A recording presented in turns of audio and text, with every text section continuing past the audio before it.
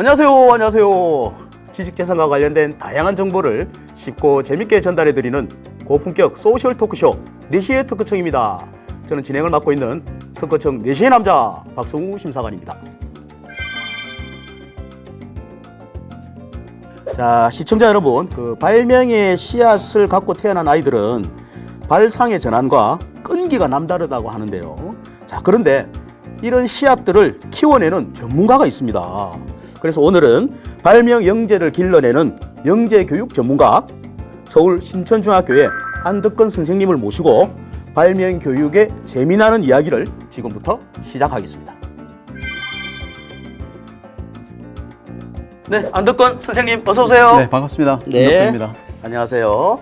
네, 우리 안덕건 선생님은요, 20년이 넘는 세월 동안 오로지 발명 인재를 발굴하고 키워내는 그 일에 전념을 해오셨다고 하는데요. 자, 우선 발명 교육 활성화를 위해서 구체적으로 어떤 일을 쭉 해오셨는지 소개를 한번 해주시죠. 네, 저는 주로 학교에서 활동을 많이 했고요. 네. 서울특별시 교육청 지정 발명교육 시범학교를 운영해서 네. 학생들에게 다양한 발명 활동을 기회를 주고자 해서 많은 활동을 해왔습니다. 네. 그 중에서 창의 인재 육성을 위한 발명 영재반을 운영하였고요. 네. 학교 자체 내에서 창의 과학 발명 축제의 날을 운영하였습니다. 그리고 또 어려운 학생들을 위해서 교육복지 사업과 연계한 발명반을 운영하였고요. 또한 교육청에서 운영하는 서울시에서 다 하고 있는 서울과학축전 체험 부스를 운영해서 학생들에게 체험 활동의 기회를 제공하였습니다. 그리고 강의 활동으로는 발명교육센터 및 발명영재원, 지도강사 활동과 명지대, 가천대 교육대원에서 창의성 강의를 하고 있으며 한국 창의회크를 만들어서요, 학생들에게 매년 논문을 발표할 기회를 주고 있습니다. 그렇군요. 정말 발명 교육에 힘쓰시는 노력과 열정이 대단하신데요. 자, 그래서 그런가요? 대한민국 최초로 발명 교사 1급 자격증을 또 획득을 하셨다고 하는데요.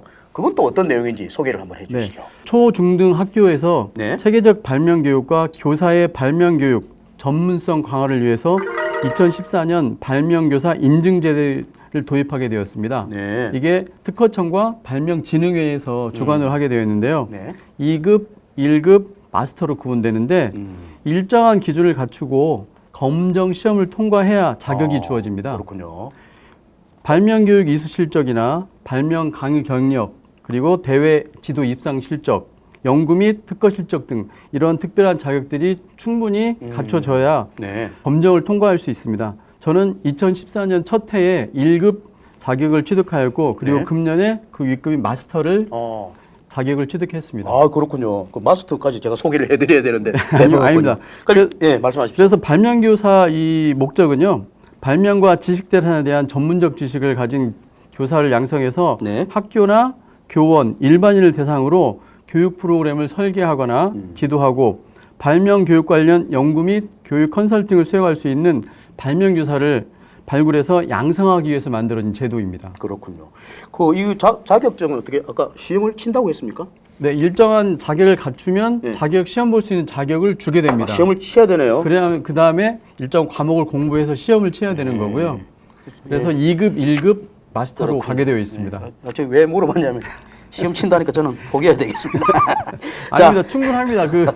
자격이 되실 것 같습니다. 네, 정말 대단하신데요. 자, 대한민국 최초 발명교사 우리 선생님한테서 교육을 받은 학생들이 과연 어떤 인재로 성장하고 있는지 정말 기대가 되는데 말이죠. 자, 그들 학생들 중에는 이미 국내외 각종 대회에서 활약상을 이미 나타냈다고 하고 있는데요. 자, 구체적으로 어떤 활약상들이 있었는지 선생님께서 제자들 자랑을 한번 해주시기 바랍니다. 네. 네. 국내에는 많은 창의력 대회와 발명 대회들이 있는데요. 네. 그 사람의 어떤 능력은 이런 대회를 통해서 발휘된다고 생각합니다. 그리고 한 단계 업그레이드되는 성장 과정을 볼 수가 있는데요. 네. 국내 대회로는 발명 많은 아이 대회가 있고, 그다음에 창의력 올림피아드라는 대회, 그다음에 네. YIP 청소년 발명가 프로그램이 있습니다. 특허청에 진행하는 있습니다. 네, 이런 그렇죠. 대회를 내서 장관상 10회 등 많은 입상과 발명 장학생을 배출했습니다. 네. 국내 대회는 워낙 많아서 다 열거하기는 좀 쉽지 않고요. 해외로 보면 세계 대회들이 있습니다. 네.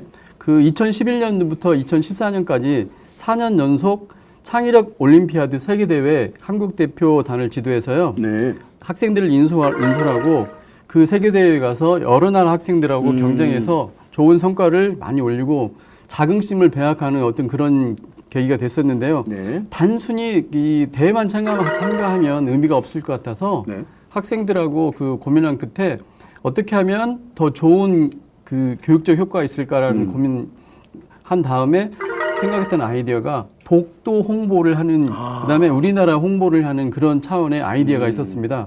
그래서 그 대회에 보면 참가 인원이 몇만 명 되거든요. 그래요? 네, 그래서 거기에 가서 그 독도 홍보하고 우리나라 홍보하는 이제 그런 기회를 갖고 나서 애들이 국위선양이나 애국심 이런 고취를 위해서도 홍보 활동을 좀 많이 했었습니다. 네. 그리고 2014년도에는 중국에서 열리는 그 중국 상해에서 개최된 창의력 올림피아드가 있었는데요. 네. 400개 팀 중에서 저희 그 학생들이 금상 1등을 하고요. 그래요? 특별상을 수여하는 이런 계기를 마련해서 대한민국의 이상을 드높였다고 생각합니다. 그렇군요. 네. 정말 그 선생님뿐만 아니라 수상한 학생들도 정말 대단하군요. 자, 이렇게 발명을 통해서 창의적인 인재로 성장하는 학생들을 보면 뿌듯하실 것 같은데 어떻습니까? 네.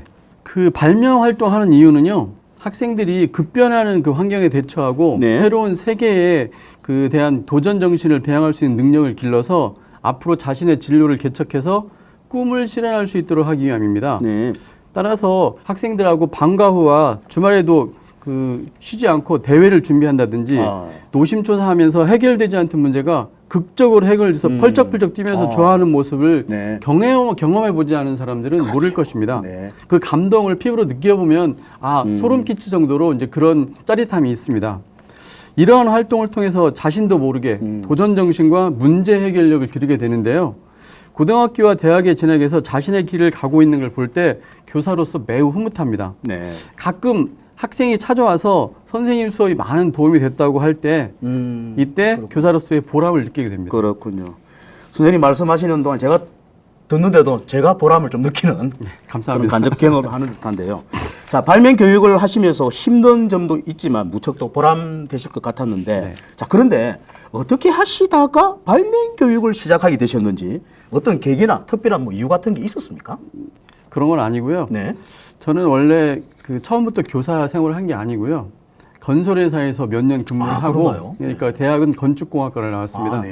근데 그때 배웠던 건축과에서 했던 것이 상당히 도움 많이 됐던 것 같고요. 네. 그 당시에 여행 많이 다녔던 것들이 네. 그 어떤 저의 기본 바탕이 돼서 학생들한테 소신 있게 이해할 수 있었던 이제 그런 계획이 됐던데요. 네. 건설회사 다니다가 이제 교직에 좀 뜻이 있어가지고요. 학교로 가게 됐습니다. 네. 그래서 이제 발명에 처음에 그 관심을 갖게 된 거는 순전히 저희 아들 덕분입니다. 왜 그런가요? 초등학교 때 아이가 그 탐구 활동 뭐 과제를 하게 되는데 잠깐 도와주다가 발명 교육에 눈을 뜨게 됐고요. 애들 숙제 도와주시다가 네네. 네. 자연스럽게 발명과 창의성 교육으로 교사 인생 2막을 갖게 되었습니다. 네. 그때 그 가지고 있던 여러 가지 열정과 지식, 그러니까 학교 이론하고요, 현장 경험 이런 접목이 필요성을 느끼고 발명을 하게 되었습니다. 네. 근데 이제 발명은 상당히 누구나 다 어렵다고 생각합니다. 그리고 특별한 재능이 있는 사람만 한다고 생각하게 되는데 결코 발명은 어려운 것이 아닙니다. 자신이 하고 있는 일에 불편한 것을 약간 개선해 보는 것도 발명이고요. 조금만 관심을 가지면 누구나 발명가가 될 수 있습니다. 저도 발명을 하면서 새로움과 성취감을 가질 수 있었습니다. 그렇군요. 자, 선생님께서 남들보다 늦게 시작한 교사 일이지만 지금은 발명 교육에서는 없어서는 안 될 그런 또 존재가 되셨는데요. 자, 그렇다면은 선생님은 왜 이렇게 발명 교육에 힘을 쓰고 계시는지 궁금해하지 않을 수 없는데 어떤 발명 교육의 중요성 뭐 이런 것들 좀 한번 같이 얘기를 해주시죠. 미래 사회에는 이제 창의성이 상당히 중요시되고 언론에서 많이 떠들고 이제 얘기도 하고 회자되고 있는데요. 네. 과연 그러면 학생들이 10년, 20년 뒤에는 어떤 능력, 필요한 능력이 무엇일까 한번 생각해 봤습니다. 네. 이것들을 예측하고 학생들에게 미래를 준비하도록 하는 것이 교육자가 해야 될 일이라 역할 중에 하나라 생각합니다. 네. 요즘에 이제 4차 산업혁명이 시대가 되면서 이제 이런 얘기들이 많이 나오는데요. 빅데이터, 뭐 AI, 자율주행 이런 것들이 이제 기반이 되는 시대에서는 네. 창의성이 아주 중요하다고 생각합니다. 그렇죠. 네. 그 중에서도 미래 사회가 필요한 핵심 역량 중에 하나가 사람에게 감동을 선사하는, 즉 컴퓨터나 기계가 할 수 없는 인간에 기반한 창의성입니다. 발명 교육이 중요한 이유는 즉 자신이 한 일에 대해서 가치를 느끼고 자기 실현을 하고 자존감을 갖고 행복해지기 위해서라고 생각합니다. 네. 대한민국 최초 발명교사 1급 자격증을 획득하신 선생님으로서 자, 이 시간 마지막으로 선생님처럼 발명 교육을 지도를 한다거나 향후 발명 교육을 꿈꾸는 후배 선생님들에게 조언을 한번 해주고 싶다면 어떤 말씀을 해줄 수 있을까요? 네. 조언이라고 하기 좀 제가 부끄럽고요. 네. 워낙 훌륭하신 분들이 많아서요. 근데 저는 이런 생각을 갖고 있습니다. 교사는 자라나는 학생들에게 올바른 사회의 구성원이 될 수 있도록 네. 가르치고 이끌어주는 역할을 합니다. 인성교육과 지식교육, 진로교육 등 전반적인 다양한 교육을 실시하려는 학생들이 가슴에 와 닿아서 실제로 행동으로 이어지게 할 수 있는 전달력이 필수적으로 생각합니다. 네. 마음과 마음으로 소통할 수 있는 전달력, 이게 필요한 자질입니다. 하지만 교육의 효과는 즉시 나타나는 것이 아니고요. 네. 시간이 흐른 뒤에 나타나기 때문에 효과를 확인하기가 어렵고 그 피해도 알아내기가 어렵습니다. 하지만 실망하지 마시고 끊임없는 자기 개발과 꿈을 가지고서 네. 묵묵히 헌신적으로 교육 활동에 전념하고 있으면 언젠가 많은 성취원과 선생님들의 꿈을 이룰 수 있을 거라 생각합니다. 그렇군요. 아주 좋은 말씀 감사합니다. 네, 지금까지 발명 교육을 통해 대한민국을 이끌 창의 인재를 육성하고 있는 안덕건 선생님과 함께 한 1부는 여기서 마치고요. 자, 2부에서는 선생님이 직접 개발한 발명 교육 프로그램에 대해서 한번 얘기를 나눠보도록 하겠습니다. 많이들 기대해 주시고요. 자, 선생님 오늘 나와 주셔서 대단히 고맙습니다. 감사합니다. 네, 여러분들이 만든 발명은 역사가 되고 특허는 여러분들의 재산이 됩니다. 대한민국 국민 모두가 지식재산 경쟁력을 갖추는 그날까지 내시의 특허청입니다는 언제나 최선을 다하겠습니다. 대단히 감사합니다.